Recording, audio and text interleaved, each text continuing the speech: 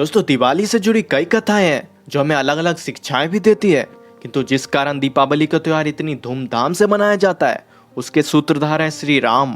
श्री राम असंख्य लोगों के आराध्य हैं तथा हमेशा रहेंगे।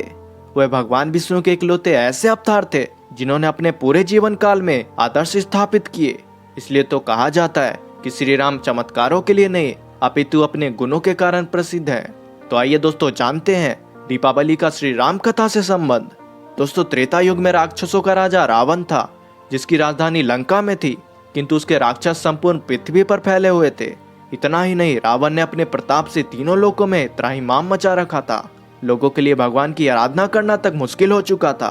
तब देवताओं की प्रार्थना पर भगवान विष्णु ने मृत्युलोक पर अपना 7वां अवतार लिया, जो श्री राम के नाम से जाना गया। यह अवतार एक ऐसा अवतार था जिसने मानव जीवन का हर एक पहलू को दिखाया तथा इसमें भगवान ने जन्म से लेकर मृत्यु तक अपने कर्तव्यों का पालन किया। श्री राम अयोध्या के राजा दशरथ के पुत्र थे तथा बचपन से ही विनम्र स्वभाव, प्रजा के हितैषी, वो हमेशा धर्म के मार्ग पर चलने वाले व्यक्तित्व के थे।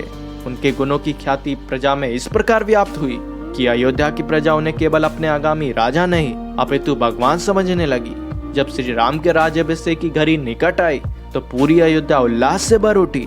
जिस दिन की प्रतीक्षा अयोध्या की प्रजा श्री राम के जन्म से कर रही थी वह क्षण बस आने ही वाला था, किंतु समय के काल चक्र ने ऐसा चाल चला कि श्री राम का राज्याभिषेक रुक गया। वह उन्हें 14 वर्ष का कठोर वनवास मिला। यह वनवास उनके पिता दशरथ के द्वारा उनकी सौतेली माँ कैकेयी के कहने पर दिया गया। इन 14 वर्षों में उन्हें अपना जीवन केवल वनों में रहकर व्यतीत करना था। उनके साथ उनकी पत्नी सीता व छोटे भाई लक्ष्मण ने भी वन जाने का निर्णय किया। अगले दिन श्री राम रथ में बैठकर जब वन में प्रस्थान करने लगे तो मानो अयोध्या में चीख पुकार मच गई। अयोध्या की प्रजा उन्हें जाने नहीं देना चाहती थी, किंतु श्री राम मर्यादा व धैर्य की खान थे। जब उन्होंने देखा कि प्रजा अब उनकी नहीं सुनेगी, वह उनके साथ ही चलेगी, तो उन्होंने एक योजना के तहत काम किया। जब सारी प्रजा रात में सो रही थी तब वो भोर होने से पूर्व ही लक्ष्मण और सीता के साथ वन में चले गए। प्रातःकाल जब अयोध्या की प्रजा उठी तो श्री राम वहाँ नहीं थे। उन्हें पता चल गया था कि श्री राम अपने धर्म का पालन करने हेतु अकेले ही निकल पड़े हैं। यह देख सबकी दृष्टि में उनका सम्मान और अधिक बढ़ गया। इसके पश्चात श्री राम ने अपने पिता के वचनों का पालन करते हुए 14 वर्ष वनवासी के रूप में एक कठोर जीवन व्यतीत किया। वह प्रतिदिन भूमि पर सोते, कंदमूल खाते, वह पूजा पाठ करते। इसी के साथ वे जहाँ रह रहे थे वहां से उन्होंने राक्षसों का अंत करना भी शुरू कर दिया तथा एक एक कर पूरी भूमि को राक्षस विहीन कर दिया। किंतु राक्षस राजा लंका में अभी भी जीवित था।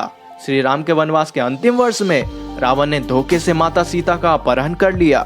जब श्री राम को इसका पता चला तो उन्होंने किष्किंधा के वानर राज सुग्रीव से मित्रता कर लंका पर चढ़ाई कर दी।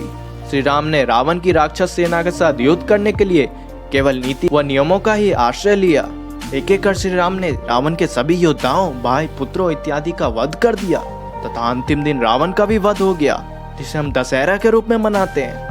रावण के वध के पश्चात उन्होंने लंका का राज रावण के ही छोटे भाई विभीषण को सौंप दिया, जो श्री राम प्रभु के अनन्य भक्त थे। श्री राम ने राक्षस राजा रावण का अंत कर धरती को पाप मुक्त कर दिया था। इसके साथ ही अब श्री राम के पुनः अयोध्या आने व वहाँ का राज सिंहासन संभालने की घड़ी नजदीक आ चुकी थी। जिस दिन श्री राम को वापस आना था उस दिन अयोध्या की प्रजा की मानो दिल की धड़कनें रुक गई थी। वह पूर्ण अमावस्या की रात थी, जिस दिन वर्ष की सबसे काली रात होती है। किंतु अयोध्या की प्रजा ने अयोध्या को इस प्रकार रोशनी से नहला दिया था कि वह आसमान से भी दिखाई दे। 14 वर्षों से अयोध्या की प्रजा की आंखें इसी क्षण की प्रतीक्षा कर रही थी कि कब उनके श्री राम वापस आएंगे। इस उपलक्ष्य में उन्होंने अपने घर, चौराहों, अयोध्या के राजमहल को दीपक की रोशनी से ऐसे सजा दिया था कि वह अंधेरी रात भी जगमगा उठी थी। यह घटना इतनी बड़ी थी कि लोग इसे आज तक याद करके श्री राम के अयोध्या आगमन पर दीपावली का त्योहार पूरे भारतवर्ष में बड़ी ही धूमधाम के साथ मनाते हैं। आज भी कार्तिक अमावस्या की रात को पूरा देश दीपक की रोशनी में जगमगा उठता है। वह सभी लोग हर्षोल्लास से भर जाते हैं। दोस्तों आशा करता हूँ कि दीपावली की यह अद्भुत गाथा आपको जरूर पसंद आई होगी। तो मिलते हैं दोस्तों अगली वीडियो में। तब तक के लिए जय श्री राम।